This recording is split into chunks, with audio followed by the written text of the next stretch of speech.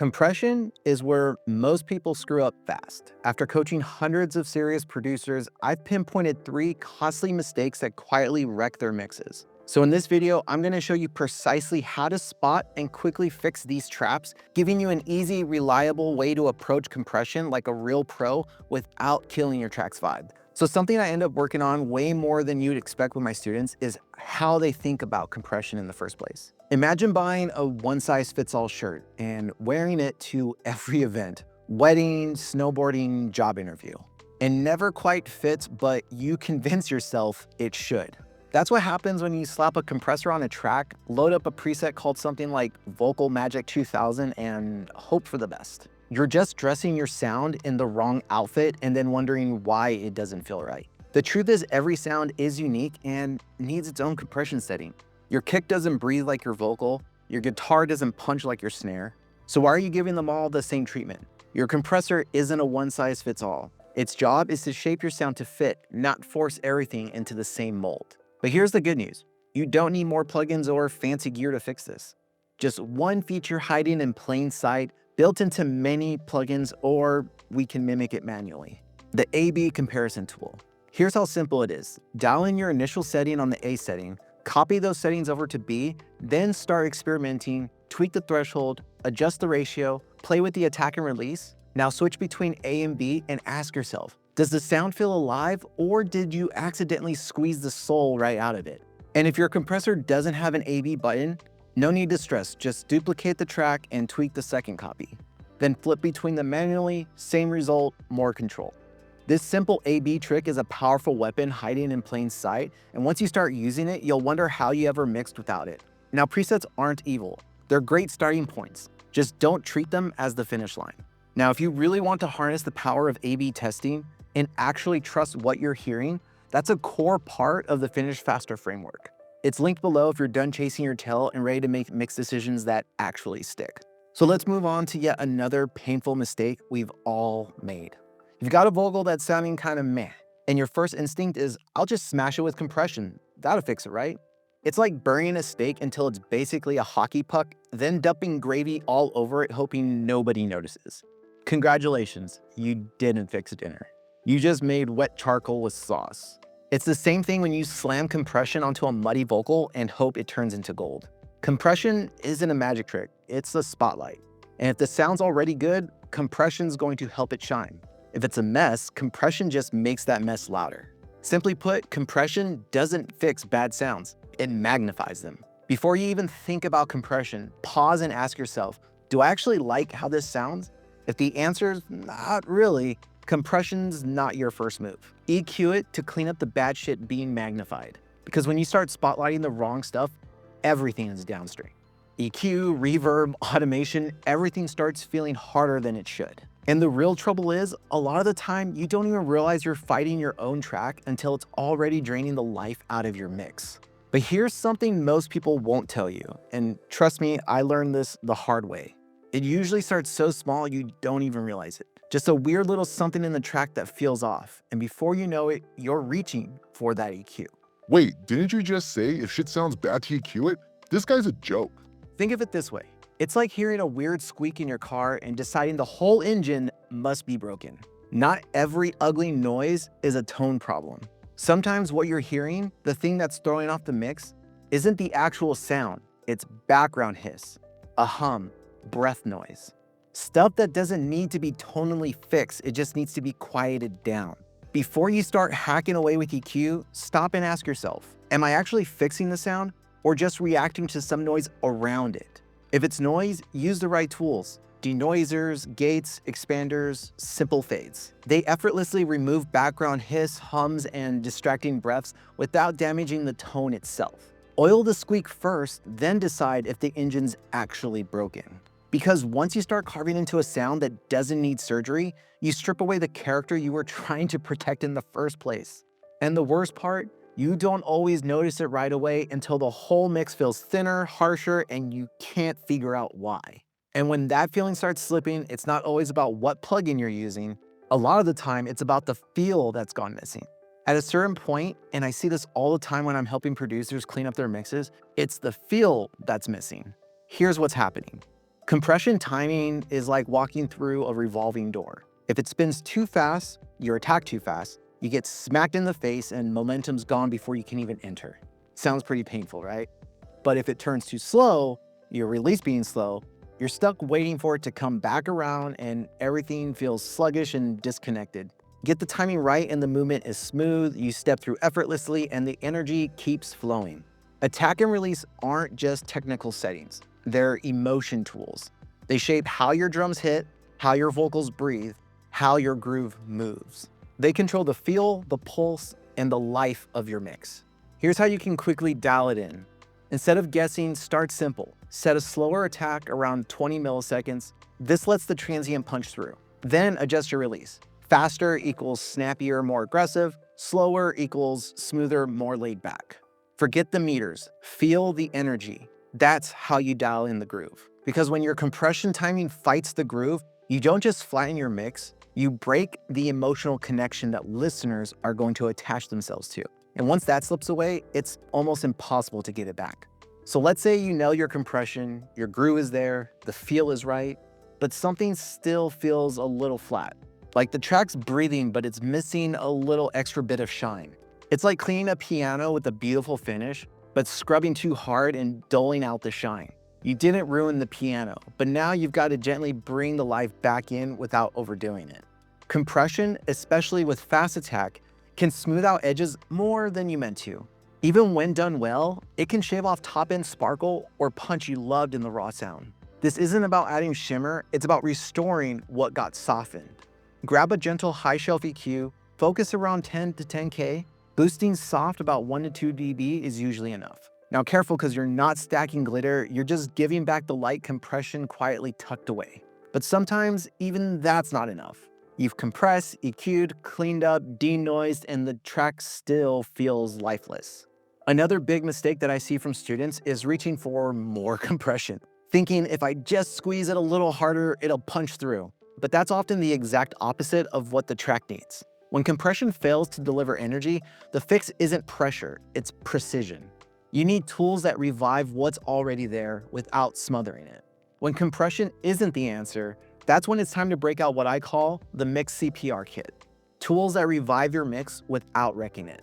A transient shaper lets you boost just the initial hit, like the crack of a snare, the pluck of a string, without squashing the rest. Perfect for kicks, snares, guitars, or anywhere you need that snap.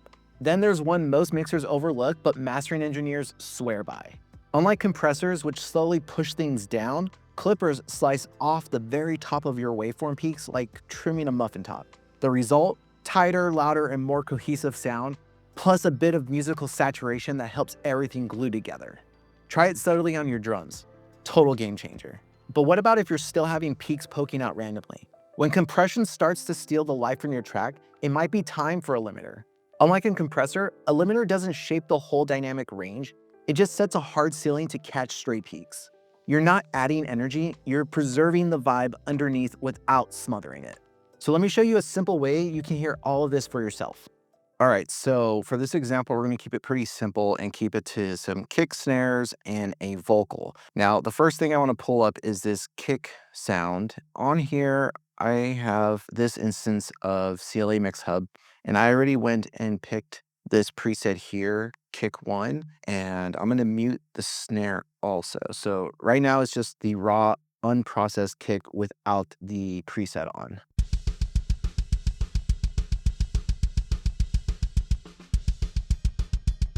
Awesome. Now let's bring in this kick one preset.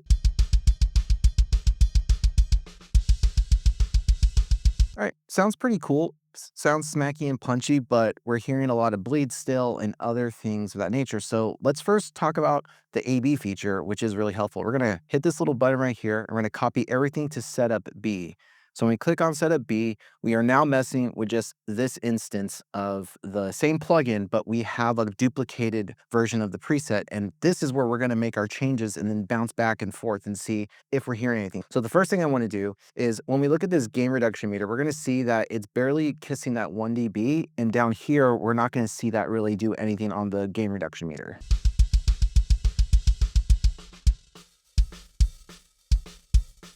So what I want to do is start actually hearing the compressor do a little bit more with that kick drum.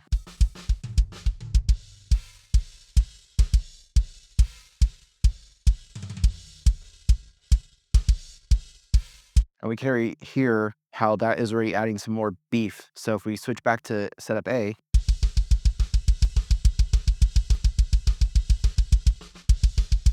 it's bringing the kick more forward. Now I want to mess with the release a little bit. So it's very staccato, but it's as we have the transient, which we want in the drum, but we're losing some of the umph, the body behind the kick drum. Now, if dynamics are dialed in right, this is where someone might reach for EQ, but we don't want to touch that. We just want to get the compression to reintroduce what we're missing. So let's mess with this release.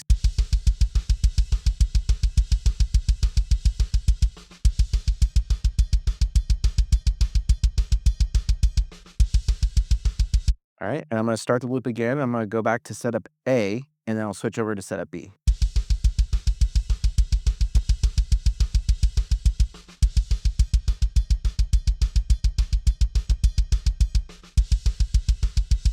All right, that sounds pretty cool. Now, a good place to dial this type of compression in is usually the chorus when the kick is more busy, so you can find the sweet spot so that in between hits, the compression resolves before the next hit. So next, I want to mess with the ratio control, which I like to think of as like the bite, the attitude of the compressor, and see what we can get more out of this kick.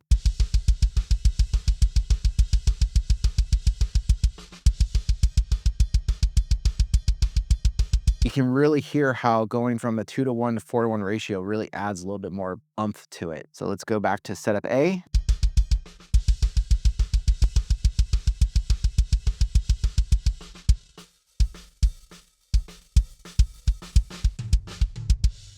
To me, that's a night and day difference. I think I might want to add a little bit more beef.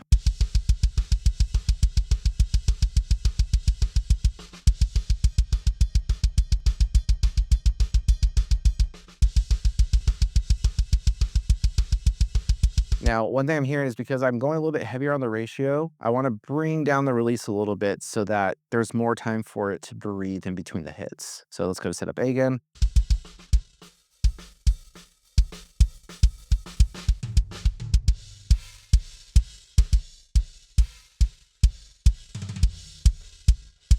So now something that you're noticing is if we go back to setup A,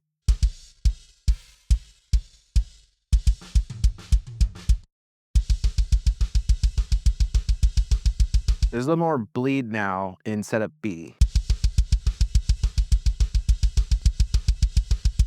And that's because we have the threshold a little bit further down, so we're bringing up that low noise floor. So we could use the channel strip on the expander mode, which it's currently on, and bring it up a little bit to see if we can clean that up a little bit more.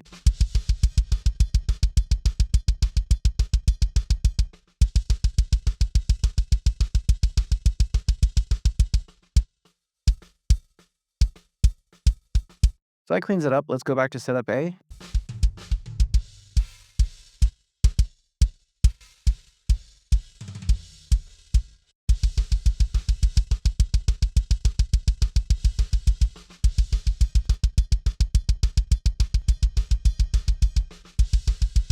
So I think that's a pretty good spot to leave this for now. Now let's go do the exact same thing, but we're gonna go mess with the snare now. All right, so on this snare, I've already gone through and picked the snare top preset, and we're gonna do the same thing. We're gonna copy over to B. We're gonna take a listen to setup A.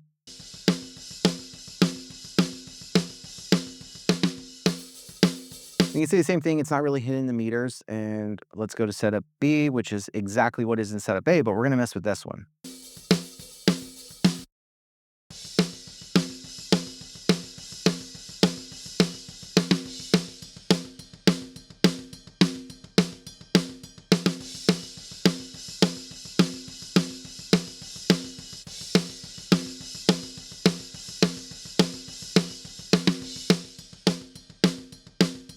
So we're getting that transient, but again, we're losing some of that body with this particular preset.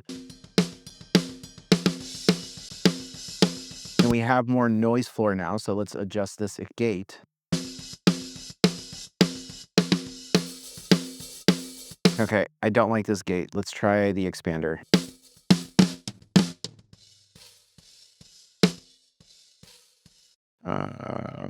Let's bring it down to hold.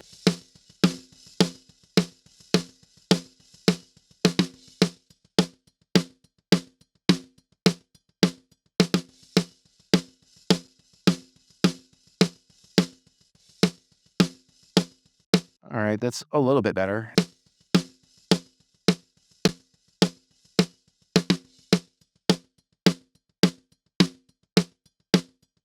Let's go back to setup A.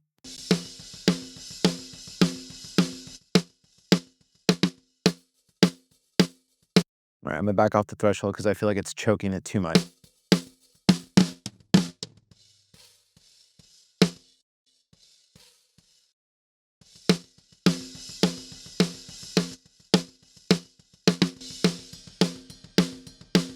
All right, now let's bring in the kick and the snare together so we can hear how they're dancing with one another.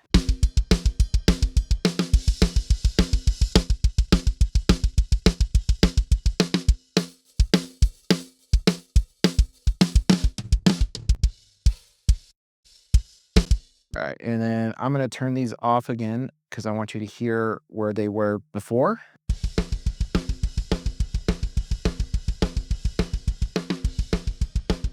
So one thing that is apparent is the levels have gone up because of this processing. So we will probably want to bring those down. So see how it's hotter down here.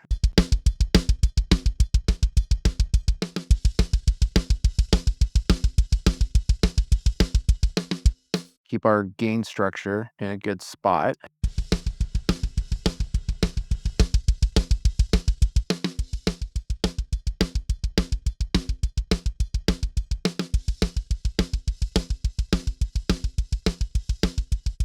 And you can see if we, for fun, switch back to setup A,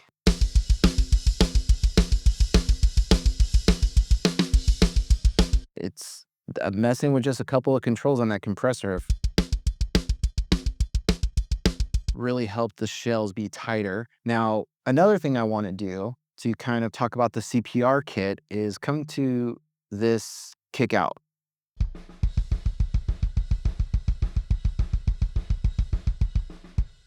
All right, so with the kick out, we're gonna want to get some more body and some life in it, but we want it to be sculpted in a way to where we can really sit it in with the main kick. Usually the same process would flow, but in my mind, with the kick out drum, what we're looking for is more predictability and consistency within the kick drum. Therefore, the CPR kit actually will have more flexibility. Now, what I'm going to do is a trick that I sent to my newsletter months ago, and we are going to isolate this outside kick, going to use a smart gate and a leveler to kind of get this thing in the pocket of where we need it to be.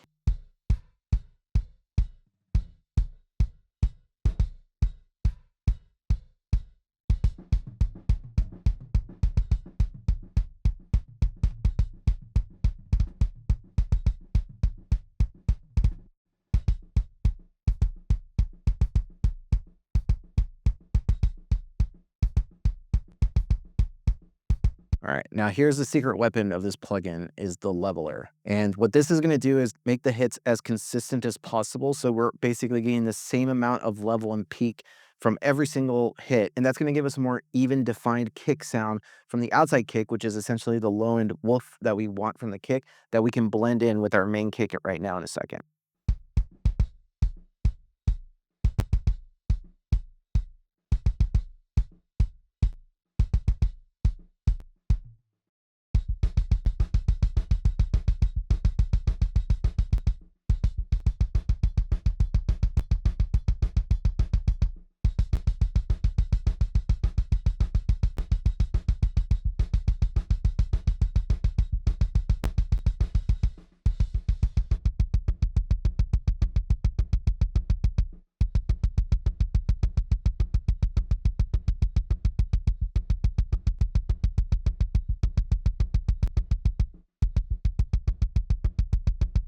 All right, cool. Now we're gonna bring this in with the regular kick drum. So let's actually solo both of these.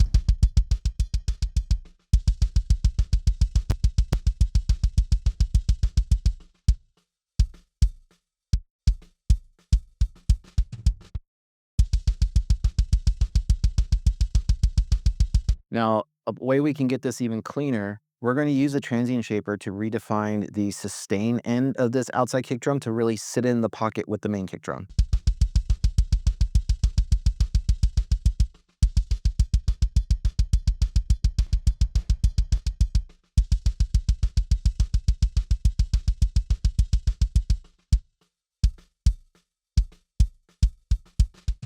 All right. Let's take a listen to both. Let's take a listen to just the main kick.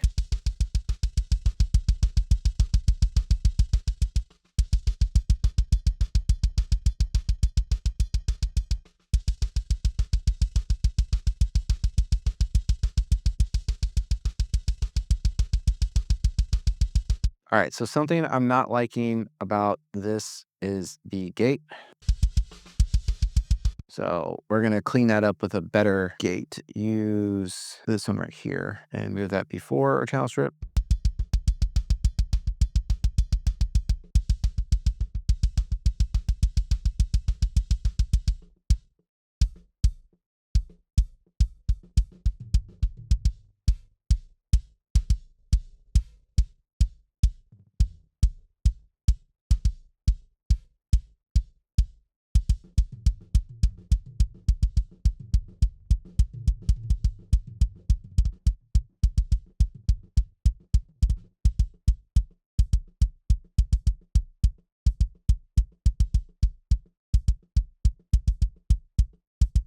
Awesome. Now, if we bring in the kick snare and no outside kick mic,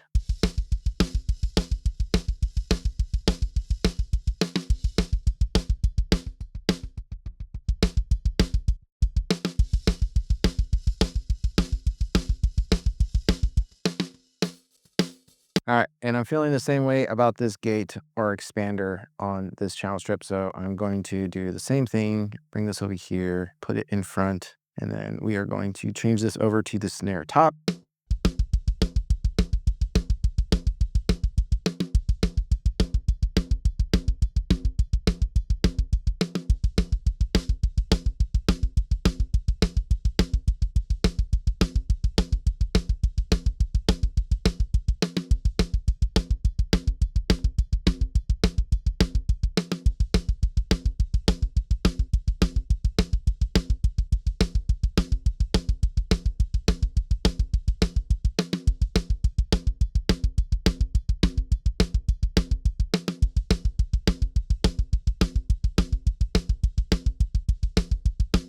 Cool. So next, let's mess with this vocal. Can't let go, I guess I'll eat alone.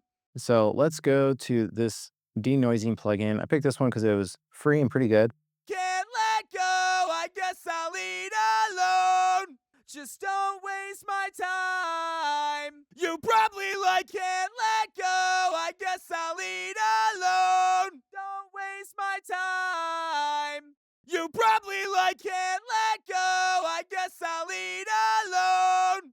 Just don't waste my time. You probably like can't let go, I guess I'll eat alone. So this is just cleaning up all the gunk that is around the lower end of the frequency spectrum as well as the upper mids. Just don't waste my time. Let's get in with the track. Can't let go, I guess I'll eat alone.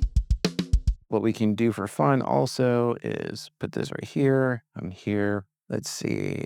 Let's try this vocal. Can't let go, I guess I'll eat alone. Just don't waste my time. You probably like anchovies.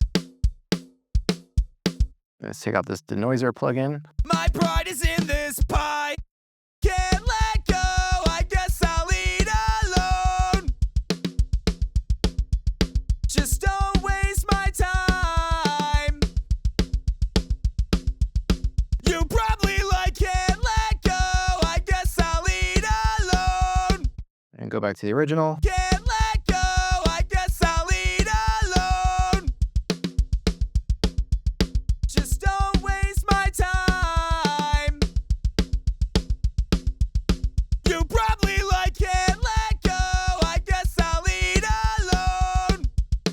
So all we did on this one was mess with the threshold, bring up more ratio, and all of a sudden we have more attitude from the vocal. And because we have the denoiser before any vocal compression or anything, we're removing the stuff that doesn't sound good and minimizing it before the compression brings that noise floor up. So we're taking care of that preemptively. So that it just sounds awesome to begin with. Now you've got the mindset to transform your compression. If you want this kind of clarity across your entire mix, not just the kick and the snare, that's exactly what the Finish Faster framework is for. It's a 7-day system to help you mix fast, clean, and with confidence from the first fader move to the final export. But even with the solid system, there's one sneaky problem that still wrecks otherwise great mixes, from vocals to drums all the way to your mix bus. Most mixers never even notice it. That's exactly why you need to watch this next video, where I reveal the subtle compression mistakes that kill clarity, crush punch, and leave your mix sounding like it's trapped under a towel.